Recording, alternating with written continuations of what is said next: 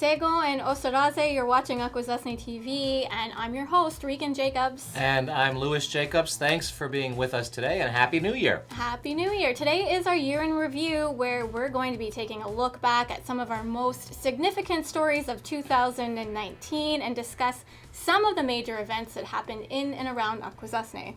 Yes, and of course there were a lot of events that happened in the whole year and stories that we covered, many of them memorable and very important and very impactful, but we had to sort of whittle down the number of stories so that we're not here for a couple of hours, so we hope you enjoy them. Most definitely, and now this year in review includes you actually being with Akwesasne TV for a whole year. Yes, it does. Your first year. My first year anniversary is January 21st. Time went by fairly quickly, it seems. I can't believe it. What did you think about your first year?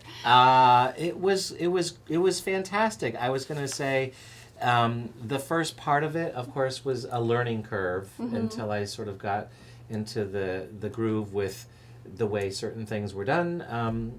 But then I think the biggest impact was what we do at Akwesasne TV, which is cover so many different aspects of what's happening in the community. So for me to sort of be away for a while and come back and be thrust into this and really taking a serious look at everything in the community, from the position of a student, really sort of learning about everything, because that's what journalists do, right? Is to sort of we're always learning, we're always researching, exploring.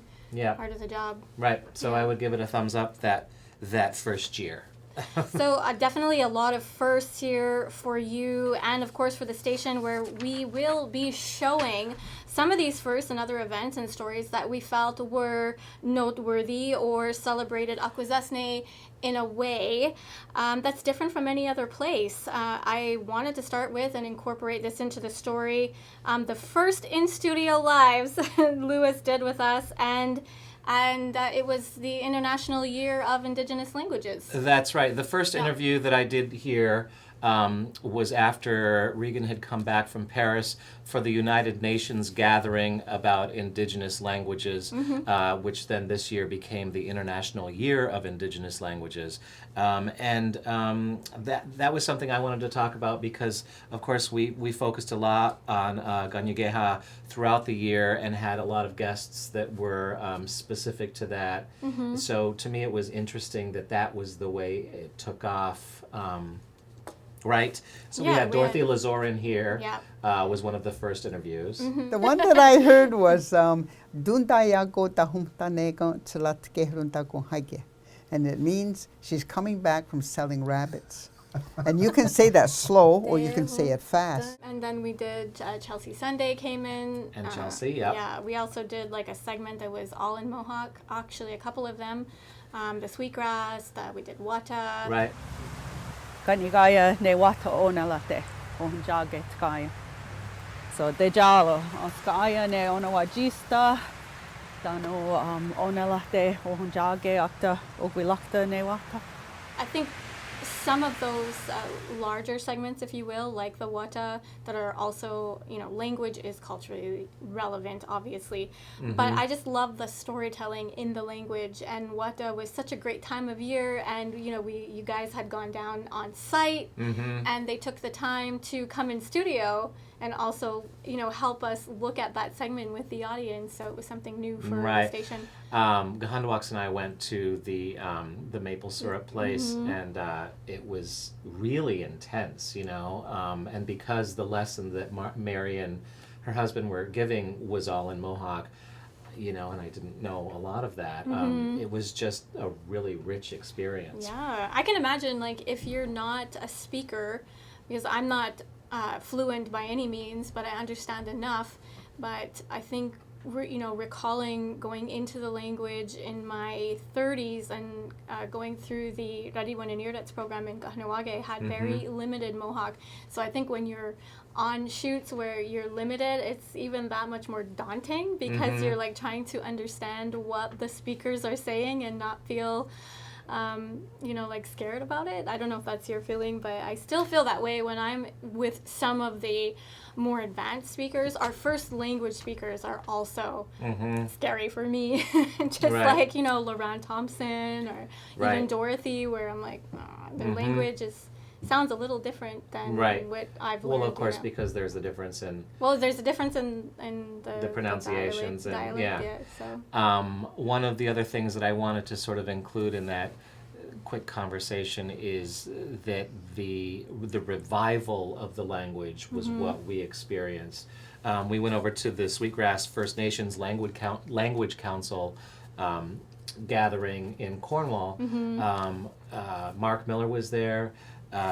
Amos Key was there as the host, and it was about revitalization of the language and keeping these people, these young educators, excited about it so that the language doesn't die, Yeah, I thought that it was good to see that piece too, and there's so many people working here in Akwesasne and throughout the Confederacy that are just really passionate about the language and keeping it going, and it feels really good to know that there's all these people at the community level, grassroots, that are just want to ensure that our next 7 generations are hearing it and speaking it and have access to more speakers. Right. Okay, good. Well, I'm glad that was the year, because that's the way the year was supposed to start off, and we were supposed to and I know you were constantly like, language, go get some blah, blah, blah. So we did a pretty good job with that. I think we did a great job as a station in instilling that, that we have that mission and vision as Akwesasne TV is that cultural preservation and the enhancement and continuation of language. So I think our staff did a great job. And also pointing out that it's the communities. It's us as Mohawks it's our responsibility to keep that alive. I also wanted to talk about a story that we covered in August in preparation for the school year. This event was called Schoolapalooza, and it was the first ever happening on the territory that provided supplies and information to everyone going back to school. Things like this had been done in sort of smaller pockets around the territory, but this was the first time that everybody sort of gathered together. The event was held at the Travis Solomon Lacrosse Box and sponsored by the Akwesasne Coalition for Community Empowerment and was helmed by Jodelle Hammock. Yes, actually a big shout out to the Akwesasne Coalition for Community Empowerment. Yes. So many of the events we've covered as a result of that we have happened to cover is a result of this coalition's hard work and dedication. Yeah. From the color run to holiday helpers. Holiday helpers, yeah. And those people didn't, when I was a kid, I didn't know about this coalition. I don't know how long they've been around, but so many community empowerment events that we've covered are, because of them. So yeah. And they do a fantastic job. Right, so that was Jodelle Hammock had the idea for Schoolapalooza based on a program that she'd heard about, I believe, in Messina. And her thoughts were that this community is even tighter knit in many ways, and they always come together for people in need. And so, there were things that she put together at this event, and there were over 1,000 participants who came through the doors, parents and children alike. That's how they sort of counted. I think it was like 1,020. Amazing that it's a first on the territory, and if you just look at what they provided for students, they did a phenomenal job. Right, everything from pre-K to college, if you showed up, of course the things that you would expect from notebooks to writing utensils, backpacks, all of that. They had a school bus parked right in the lacrosse box for kids kids who've never gone to school before. Yep. All of a sudden thinking about getting onto a school bus. So it was just great. And of course there were representatives from almost all of the schools in the area. so that parents could go talk to if they had questions. For any of these people, they had representatives there for that too. Yeah. So shout out to Jodelle and all of those people responsible for that event. Right, and it was. Schoolapalooza. Sorry, Yeah. I was cutting you No, off. no. I was like, so it was a first for the community, and it Yes. can continue year after year. It was such a great idea. It's about building what we need, taking care of ourselves, which I wanted to talk about some of the sustainability and community projects that we've covered as a station, like this segment we did on Mother Earth pigs. Yes, amazing segment. Who did I go out with for that? Brittany, Was it thank you. Brittany? Yeah. Sorry, I forget. We do a lot of segments here, and Yeah. the producers. Not that they're interchangeable, but I went with Brittany. We spoke with Wally Ransom about that initiative and how his agriculture team, they purchased pigs. It was an organic situation. They raised them organically Yep. and locally right out on the property, which is a selling point for community members when they're going to buy pork. Yeah. So they know where it's from.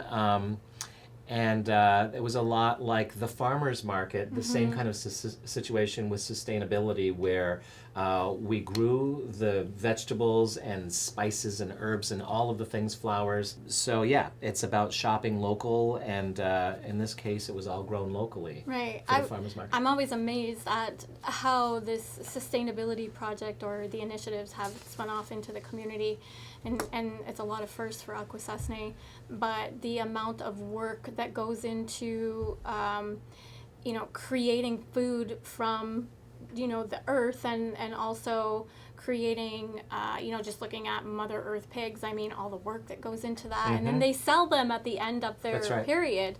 I mean, it's so well done. And, Right. the Saint Regis Mohawk Tribe's ag program is an amazing initiative. And it's just great that the tribe continues to support these kind of initiatives. I mean, because when you're looking at future sustainability, these elements of any community are going to be very important as we progress. Especially with our culture where Yeah. we were farmers in a sense for a very long time, I remember we talked with John Bonaparte and Galaguino Square at the farmers market. So all of that produce and everything that came in, they were so adorable because I think they were kind of terrified at the prospect of having, they were kind of the celebrities for the farmers Yeah. market. And as the summer months passed, it grew and grew. So Yeah. I was shout out to those guys and very and impressive. to Wally as well, because this kind of thing is super important. Right. And you guys had the opportunity to go down to the farm and watch some of the shooting and Yes, watch how they do things. I mean, they're really wrestling with those pigs, and Right. it's pretty cool. Well, what the ag department did as well was join in with the Amish. They had an Amish frolic, and they put the barn up. So Yeah. this was another aspect that happened right when the weather started to get a little cooler. And we went and covered that, and so yeah, they're doing things. They're making things happen. They're making things happen, Yeah. and a big shout out to them too. I was just informed the other day that the ag program actually got a grant that will help to design a new office space and building, and that will be housed near the farm, and so that the staff will be closer to that area. Which is great. Yeah. Yeah. Yeah, He was telling me so- about that. We were like standing Yeah. in 4 feet of mud, so I didn't want to get into it, but Well, you know what? Sometimes the segments that we create take us off territory, and in doing so, we get to see the impact of other Okwehunwe people in other places. For example, like Dave Fadden is a person who is associated and is connected with many institutions that appreciate the value of education and Okwehunwe history and traditions. yes, Dave Fadden, I'm a big fan. And the Thank opportunity to do the segment that we did on the Six Nations Indian Museum in Onchiota was actually unbelievable for me. Like many Love kids that have place, probably experienced, I used to go there. My father took us there when we were kids. And before my father's passing, my brother John and I took my father there, and we sat with John and Dave. And my father sat with John most of the time, in his little rocking chair. I know, the rocking chair. And it was just, it was amazing. And if you know anything about the museum, you know that Ray Fadden was one of the first people to talk about and to celebrate. The museum went up in 1954, so he was educating people at Mohawk School here in Akwesasne when he was a teacher before he left and built that museum. So he was doing things that the church was saying, we can't have you talking about Native culture. The school itself was saying, you cannot educate children Yeah, it was on in a Native. time where we were in the thick of that. Right, just those wasn't done. issues Yeah. of silence, so to speak. you Yeah, know? yeah, where we weren't allowed to celebrate those things. Yeah. So I feel like I'm getting all excited about this. But Well, I mean, it is a very historical place, Yes. especially because of what it houses. And now because of Dave's association with the Wild Center in Tupper Lake, this sort of information in history is passed on and is made available to a larger audience. right, and the fact that the Wild Center, which is an amazing place, have you been up there? I yet? have actually, Okay, yeah. we yeah. have to go up there and do the trail that walks across the top of the trees because when we went, we didn't do that. We'll do it now. But the Wild Center, we'll be right back. We're Yeah. going to go to the Wild Center. We'll be right But they decided to incorporate a Native perspective and were wise enough to get in touch with Dave Fadden. And so now that thing, that aspect is part of what the Wild Center represents and is a vision for. So it's just fantastic. So It is, and if you've never been, you definitely should take the time and the opportunity to head out over there. Just the storytelling itself is amazing. I mean, I had the opportunity to sit with John in the rocking chair, and you know, he is such a great storyteller. I think we were there for maybe about an hour, and 30 minutes of that time or longer was spent discussing just history with him and Akwesasne. And it's not like a history lesson, like in terms Right. of what you would feel like you were getting a lesson. it's not like Googling Akwesasne Yeah, and like seeing. you're just talking, and the flow Yeah. of conversation makes it so easy and interesting that you're just learning as you're just interacting. It's that natural. Yeah. So And it's so beautiful that that's 3 generations, Ray, John, and now Dave, yeah, who's become sort of a celebrity in New England as far as this sort of information and Yeah. heritage goes. So yeah, and his artwork, you know, I mean, And his it's artwork. just the entire family is, you know, should be honored, and definitely we enjoyed as a station working on that segment. I mean, you guys did a phenomenal job, and it's still broadcasting. It's 10,000 plus hits at this point, views, shares. it's because he Doing has that really well. amazing braid that goes down the middle of his back, It could Dave. be the braid. could be him. So, continuing sort of with the theme of firsts for this year, I wanted Regan to speak with us a little bit about Seven Dancers Coalition. Yeah. We did a live here with Janelle Beauvais and Prey Lazor Yeah. a while back called Welcoming Home the Spirit, which was fantastic. It was. They did an amazing job in studio. But as you know, or many people may know, that the Seven Dancers Coalition is an organization here in Akwesasne whose goal is to uplift the families of Indigenous communities by educating, restoring traditional values with the purpose of strengthening self-confidence and dignity. I mean, that's a lot. It's also just part of their vision statement and what they do here in Akwesasne, but I mean, it goes so much further Right. than that. Right, they offer many programs, many programs, and deal with issues such as domestic violence, sexual assault, sobriety. I know they have men's programming that's pretty fantastic. So, a lot of things. And this year, they began a program that deals with the previously incarcerated. It's called Welcoming Home the Spirit. And it deals with helping those who've been incarcerated to come out and to find the good within themselves, coming back into the community, coming back to their families, all of that. So it's a It's huge thing. Yeah. And if you've ever been to one of those ceremonies, it's pretty emotional. But just the work that connects that team to the people who are returning home, I can only imagine that there is somewhat of a relief there in terms of coming back and feeling wanted or feeling accepted back into the community after being away and being in a space that, you know, is very challenging and very challenging environment. I mean, it's a completely different lifestyle. And the one thing that I love about the Seven Dancers team is how passionate they truly are about what they do. And they're not it's not just a job.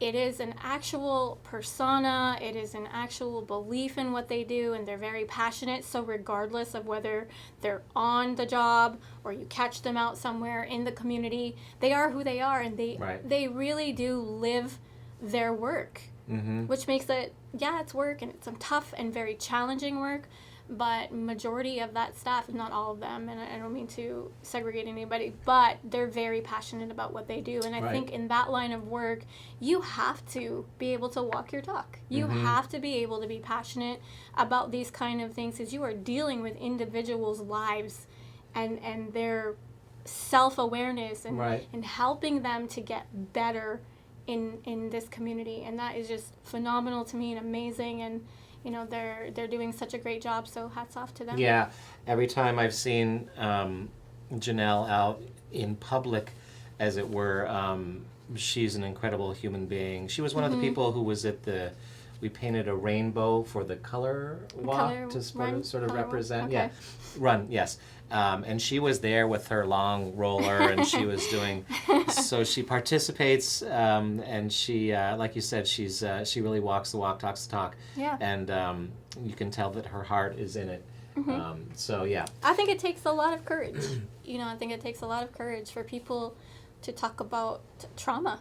And I think it takes a lot of courage for people to share their personal stories and have this real and raw acceptance of things that they felt they could have done better, or maybe made better choices in a moment, but the capacity of the human spirit to be able to come from those tough spaces and flourish in their hometown is probably one of the most important things about coming back. Right, because we have such a small community, Yeah. And everybody sort of knows like other small towns, knows everything, and so sort of redefining yourself and having the faith in yourself, the belief in yourself again after any sort of trauma is hard, and they do the work to make it happen with these people. So huge shout out to Seven Dancers Coalition. Yes. Next up,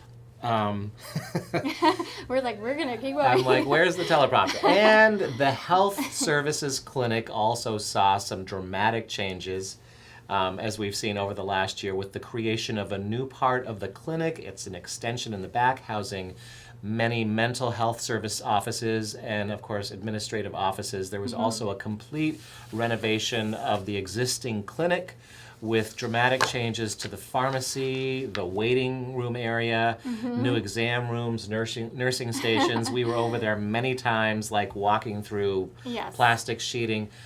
This was all done at an estimated cost of about $7 million. So that speaks Quite volumes. expensive. It's very extensive. It's and hugely, massively important for the community. Yeah. So what did you have to say about that? I mean, I think it's a beautiful building. Yes. All of the, updates that Akwesasne TV did throughout the year, every step I thought was just, well executed from all the people that put their time and labor into that building, right up into, administration, who ensured that the project moved along. I mean, obviously Mike Cook had a lot to do with that. Yes. And he was great to speak with. He always gave us accurate information and was happy to take us on tours. And I think the tribe's initiative to ensure that there was a lot of local content, a lot of local workers on this particular job, is something to be said and stated, that they take a lot of great deal of pride in ensuring that our local contractors and our local laborers are involved in this type of process. So you're always keeping it local, always keeping it very community, but also just for Akwesasne to have this type of facility in this community is an amazing initiative and project to, people should really feel proud of, in comparison to some of the other communities out there that are First Nations that are struggling and don't even have a place to go. They have to travel really far to go out for healthcare services. For healthcare, so, yeah. In comparison, Akwesasne is very lucky to have this type of facility. Yeah, I might cry in the course of this. We're wrapping up. No, I was going to say, though, I know you probably weren't around here in the 70s. When I was growing up, there was a building called the Council House. I know you've seen photographs. So the Council House was where, I guess that's where the chiefs had offices and whatnot, but also it housed the library, and it also housed health services. So you would go into this old building, and there would be a little tiny room with maybe 4 chairs. That was the waiting room. And so everything was housed in this tiny little place. And there was maybe one doctor's office and maybe a dental chair up in the attic or something. So it was a different situation than what we have now. You know, it's wonderful. I think it speaks to the evolution of the community in terms of progress and the progress of just the Saint Regis Mohawk Tribe. I mean, every council is determined to move the community forward at various levels and in all capacities. You've seen a tremendous amount of growth in the last 5-6 years. So I think that speaks to administration's passion and tribal council that, and the community, of course, because all of this has to be backed by community support, and it also has to serve the needs of the community. So nothing is ever done without much thought and consideration for everything from finance to, infrastructure and the impact that it's going to ultimately have on the community. So when you look at the benefits, it's always it always comes down to the well-being of Akwesasne. So fantastic job. Yes. I can't wait to go get my teeth cleaned in a couple weeks. Okay. Well, moving on, there was a lot of firsts, and a first that this happened, this year on December 14th. The community voted to support the Saint Regis Mohawk Tribal Council's adopting the medical marijuana ordinance 166-23. They also voted to approve the tribe's legalizing adult use or recreational marijuana through the adoption of regulations that would control use, sale, processing, and cultivation on territory. 148-41, pretty significant numbers there. This after a year of holding public meetings and discussions, even at the community meetings. There were some meetings that were held that were just specific to this, and a lot of those meetings were led by the tribe's general counsel, Dale White, and his team. So the community was definitely engaged, and to me, when those numbers came back, they weren't surprising. Right. Yeah. Yeah, on many levels. What's surprising is the low number of people who actually live here compared to the number of people who voted, which is always a concern for me. Yeah. But I think so presently 30 states allow medical use for marijuana, and 9 states allow for recreational use. So, and these numbers are increasing every year, of course. So basically what the tribe is preparing for, I think, is the ultimate changes that New York State will have, and being ahead of the game. And probably the biggest question now is the dispensaries. There's been a lot of talk about cost and licensing. And if and when a dispensary will be built in Akwesasne. This is for medical marijuana, because the state is legal. I mean, you can go to Plattsburgh, is the closest place to go get some medical marijuana. So whether a community member would want to invest in a greenhouse to build, because of course, there's so many parts to the puzzle. Yes. But it sounds like Akwesasne is in favor of moving forward with that. Right. Just a personal opinion too, because we as a station cover a lot of the issues that go on in this community. And with regards to the low number of voting, I actually don't think that it is a reflection of people not supporting an initiative. I think that there is this issue that continues to be around voting, and that could be just a viewpoint about should I vote or not vote. That is a historic thing. But in terms of passing legislation or any type of policy, when you have to come out and vote on an issue, I think the low number of voting is not always representative of people not being in favor. I think, or being in favor too. I think there's some gray area there. But So what does it represent? I think people, there's a majority, and a lot of times people like to say it's the silent majority, whose voices are just as important. But when it comes to the voting process, it's like, you really want those people to come out and support something, and there's a good chance that they do, but it's just that process of actually casting a ballot. Like maybe they don't know where their tribal ID cards are, so they can't actually they vote. But yeah, you're right. I mean, and I'm not judging in that case. Yeah, I don't think low numbers actually mean that there's a disinterest. I think sometimes it's just, it's a lack of wanting to vote. Well, and it's certainly a different time. The segment that we did reflecting the last ordinance meeting about these two voting topics, Dale White spoke a lot about the way things used to be in the 30s and 40s, where marijuana was just looked at completely as taboo. Yes. And we're not in those times anymore. No. But still, I think people hold on and want to be silent about their opinions about it, because it's not... I think it really depends on your generation, too, because I'm a Gen Xer, and when I was growing up, a lot of the education that surrounded marijuana was just, lumped into drugs in general. And it was like, the whole cracking of the egg in the frying pan, and it was like, this is your brain on drugs. It was very traumatic. I mean, I was like, oh no. I remember those commercials, and I was like, oh no. Yeah.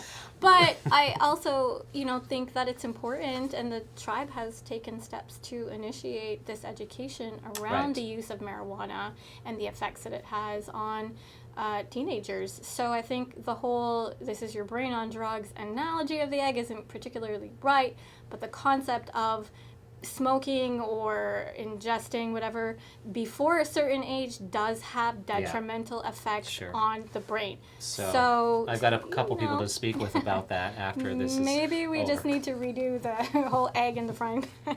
But you're right. You're talking about a generational gap and thinking of between, boomers, Gen Xers, centennials, and then you have millennials and all the generations to follow. But the education still has to remain, and I think the tribe's doing a great job of enforcing, that educational component, and also age limits, sale, all of that. And that's what Dale was talking about in the segment. He said that educate yourself, like with many of the things that we cover. Educate yourself so that and you can make decisions, and make a decision. Don't sort of sit back and be apathetic about things, but to sort of involve yourself and be aware. I mean, it's pretty natural. I think every community, every indigenous community has this split, divide, division, whatever. It's not a good way to analyze it, but people who are very passionate about this issue of anti-drug, no drugs in the community versus, but, marijuana necessarily... It depends on, people's perspectives on, is it a drug, is it not a drug? And so I think those types of conversations and debates need to still be had at the community level, and everybody has the right to do that. So that's right. There's a great forum here in our community to do that. Right. So, you're up also in 2019. We're going to move on. Okay, also in 2019, another election for the Saint Regis Mohawk Tribe took place on June 1st, where Chief Beverly Cook was reelected. And also, longtime Sub-Chief Shelley Jacobs did not seek reelection. And that sub-chief position, sorry, I went a little bit too far, was actually captured by Ken Jacques, formerly the director of the Saint Regis Mohawk Tribe's Environment Division Department, who was just barely out of retirement. He was. He was. One of those people who just decided, that was an exciting time for me as a sort of baby journalist, because we were out on the street. Thank you for that assignment. With no one to interview. On the street. Because for elections around here, you're not allowed, of course, to be on the property or anywhere near where the voting booths are, that sort of thing. So, but it was interesting doing this sort of play-by-play. It would have been nice. I wish we have to figure out a way to actually speak with people as they've either finished or about to go in. But yeah, Shelley Shelley's departure was interesting to me because even while I was away in Los Angeles, I knew that Shelley Jacobs, somebody who I'd grown up with, Right.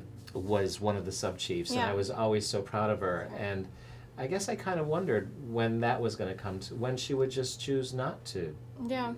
be a part of that. Do you have any insight? Or? I do. I mean, obviously, you know, like I've worked with Shelley over the years. When I first came to Akwesasne about 6 years ago, she was a sub-chief on tribal council at the time. And, you know, as time has progressed, Shelley has definitely looked at, you know, is it time? And then what are the other pursuits that she wants to have in her career? Absolutely. She did a phenomenal job, you know, while she was there. She, you know, also helped to develop the whole Watahuni Corporation, which oversees now the tribe's business divisions, right? So all the LLCs. So she was an integral role of that. But I think that it was time, you know, she felt like it was just time for her to move on. And she stayed pretty quiet about it right up until the end, until she announced. And then the big surprise, obviously, was Ken Jock, who literally just retired. And you know, he was asked to be the running mate to Chief Cook and had to consider that, talked with his wife. Of course, they're very close, him and his wife. And decided that, okay, let me just be retired for like a hot minute. And stepped right into that role. And, you know, if you have the opportunity to have worked with Ken, or you know Ken at a very personal level, you know, he was a great selection on behalf of the community. We have the opportunity to work with him on tribal council at the board level. And I think it was a great choice. You know, maybe he just wasn't ready to settle down into retirement yet. So. Right. I think that's what it is with a lot of people who get to that place in their lives. It sounds like a great thing, but then you're like, what do I do with all this free time? So I think, and I think he's a good partner. For Bev. I think they're both strong, sort of gentle people. And so I don't know. I think it worked out. It worked out. When we covered the inauguration, that was amazing to me. Yes. Because it was a huge event, and I had never experienced an inauguration, a tribal inauguration before. So being with Akwesasne TV and being able to cover that, and we had cameras all over the place. Dante and I were arguing. There were all sorts of things happening where the celebration, we just wanted to cover it. So that was part of it too. Right. I mean, the technology, you know, sometimes things get a little heated on our staff when we're in the thick of broadcasting live. There's always glitches and things to be troubleshooting. But aside from that, I mean, absolutely, you know, it brings us to probably one of the biggest stories, if not the biggest, and the most historical, and dramatic changes for the community in 2019 was the development and the unveiling of Yungwagyukwalolo, the tribe's new community building. Thank you all for being here today.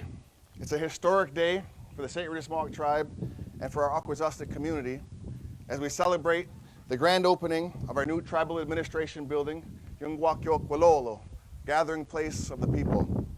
Yungwagyukwalolo, Yungwagyukwalolo. As one of the chiefs tells me, you have to put just a little stank on it to hit it hard.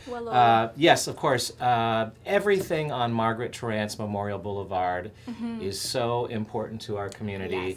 From the senior center to the diabetes center, the beautiful walking trails, the lacrosse box, all of it. All of it. So the fact that now there's this immense, gorgeously designed building makes me really happy. They're not done. I mean, it's beautiful. It's well designed. It was well planned. And just, you know, the fact that during the inauguration there was a dedication to Margaret Terrance and her family for donating this land to the community, and it was in the greater good and the benefit of the community. And when I say they're not even done, I mean administration still has plans to develop that a little further, but it's such a great area. Well, there's talk of a theater, like some sort of amphitheater or something, which I'm all over that. Doug will be headlining there. Something. The Hollywood Bowl in Akwesasne. The coverage that we did of it which of course was the entire grand opening day. What do you have? Oh no, Yeah. sorry, I said my hair, Oh. just my face. Do you want a Anyways. barrette No. or a little? But the coverage that we did of the grand opening of the building was also a big day for us, for Akwesasne Yeah. TV. We had, drone shots. There were some amazing ways. Amazing drone shots. We did the Did round. the round dance. Round dance. The round dance. We were broadcasting live for about 2 hours, so everyone who wasn't able to attend the event was able to tune in at some point or another and even go back and watch it, because all of our live broadcasting stays on our social media pages. But if you were there and you happened to catch it all unfolding, it was a fantastic event. It was very well attended. I mean, people started rolling in like last minute, and we were amazed at the numbers. So And the theme of the day, as I recall, was just about moving forward and also putting aside past differences and being representational for everybody. As Mohawks, we can be a million things. yeah, it was And very historic. So it was inclusive and historic. And what made it? I mean, you had Louise Hearn, you had Father. Yes, he was there. Jerome. Yes. Sorry, his name escaped me. And they did, a great job of bringing that diversity and even that cultural diversity to inclusivity, which I think was a big, a big undertaking by administration. And I know that was something that the executive director, Jalessa Barrero, had wanted, was to ensure, and tribal council, of course, to ensure that people felt that there was inclusivity, which is the whole, mandate or mission of that building. Is that it is representative of inclusivity, and people feel comfortable coming there, and it's welcoming to the community. It was one of the best days. Just being there, to me, was just such a beautiful celebration. Yeah, and it was historic. Yeah, very historic, which leads us to another historic, and it was a well done event. It was put on, and everybody loved it, so it was great. But in stark contrast to a new building going up in the community was the undoing of the old community building, which just recently happened, maybe a week or so ago. As the year ended, that building came down, and to make way for other initiatives in that parking lot, more parking. And even though there was a little bit of debate about whether that building could be repurposed or not, it was a small majority of people who felt like, let's look at the building and how can we utilize that building, which I think people always have a good heart when they come from that space. Sure. But ultimately, the building was not safe, and it was not healthy. It was not a good environment to try to invest millions of dollars into repurposing that building. Right. So, yeah, I think there was an emotional connection and then a practical connection, people who were being practical, but ultimately it wasn't something, the cost-wise, comparing taking it down to changing it up and fixing all of the asbestos, and who wants to... Yeah, they did a community poll, they had community engagement, they gave people the opportunity to debate it. There was a poll that was held right on social media, and if you look at those numbers, a majority of the people voted in favor of it coming down. So of course, every historical building, there's always talk of preservation, and I feel like that always needs to be addressed, and it was addressed by tribal council and administration, but ultimately the community did support that it come down, and now when you're driving by on 37, it does look different, right? It's like, so what bizarre. happened? Yeah. But here's the thing. I can imagine that little area right there in front of the clinic being so beautiful now. And not that building was necessarily that much of an eyesore, but there just seems to be a need for an expanse of space and trees around the health center that wasn't possible before, because that building was just kind of hanging out. But if you look at the evolution, again, we're always talking about progress in our indigenous communities. I mean, when that building initially went up, it served served a purpose at the time, and the infrastructure is nowhere near where it is today. So buildings went up around it. That highway was expanded. There's so much traffic. There were issues with traffic and accidents and turning. You know, it was also a safety issue. So now it's like, well, we're progressing as a community and looking at ways of, you know, just bettering the community. So it's weird to drive by there on the 37, of course, when that building was coming down.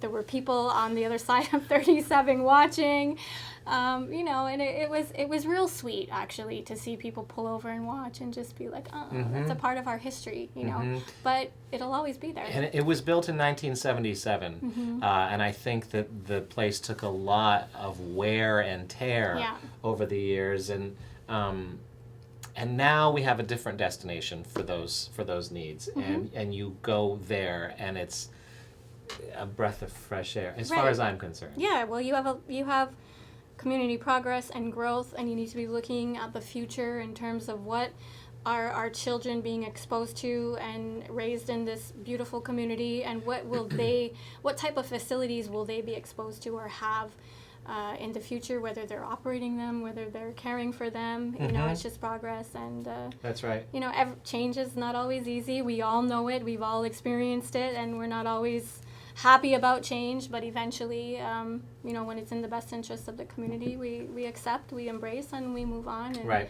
you know, people can be heated in the moment, but I think ultimately everybody just wants what's best for Akwesasne. So. Yeah. So yeah, just an amazing. We started off this thing by saying it was my first year with, or Regan mentioned that, so it was. But me aside, I don't know why you would do that, but why would you put me on the spot? it was a good year, though. It was a great year. Of, you know, all of this stuff. In our community, and being able to cover that was, thank you for that, was a great time, you know, and an immense learning. Are we going to cry right now? I'm like, But it was a great time and a great learning experience to see what can happen in a community over the course of a year and what people are up to. I mean, we've got things. I've got a list here, folks. She told me to break things down that, you know, that we could have if we had a 5-hour special, but things that we covered that were so incredible, things that would help the community, things about your health, people that we spoke with. You know, there was a fashion show in New York City where many of our communities went down to a fashion show and were a huge part of that. You know, some of the most significant, that just off the top of my head, that we covered as a station was the Akwesasne cleanup, seeing people on the river, you know, the survival race, things that weren't as serious, but they were still significant. The Akwesasne Freedom School celebrated a huge event this year. And you know, held a big fundraising initiative, and quilt and auction raffle and all of that was encompassed in that one celebratory event. So, I mean, that's just little things. Kids were fishing. You know, you have all these events that are held throughout the community that Akwesasne TV has the privilege and honor of capturing, and it's all going to go down in history. And then, and maybe and hopefully 100 years from now, people will look back from generations to come and say, that was my family that did that or was part of that. Yeah, and they'll look at those two hosts and say, who are those crazy people? Who are those two oldies? I'd like to give a quick shout out to our staff here, Brittany Gahandawaks and Dante here in the studio with us right now. Behind the scenes, you can't see them, but they do a whole heck of a lot. They do everything. Amazing producers. And also Jason McDonald out on the road. Selling. With all of them, we wouldn't be sitting here. So shout out to those guys. And to you, Doug, on your first year. You've done an amazing job and just have been an amazing addition to our team. We all... Thanks. It's an honor to work with this team and also in the community. Yes, thank you for watching. Every time you tune in, we really appreciate that. So we hope you had an enjoyable walk down memory lane with Akwesasne TV, and we look forward to creating more memories and stories with you in the coming year. We do. I guess I already said goodbye, so thanks for looking back with us. at 2019. Ona, and thanks for watching. Ana.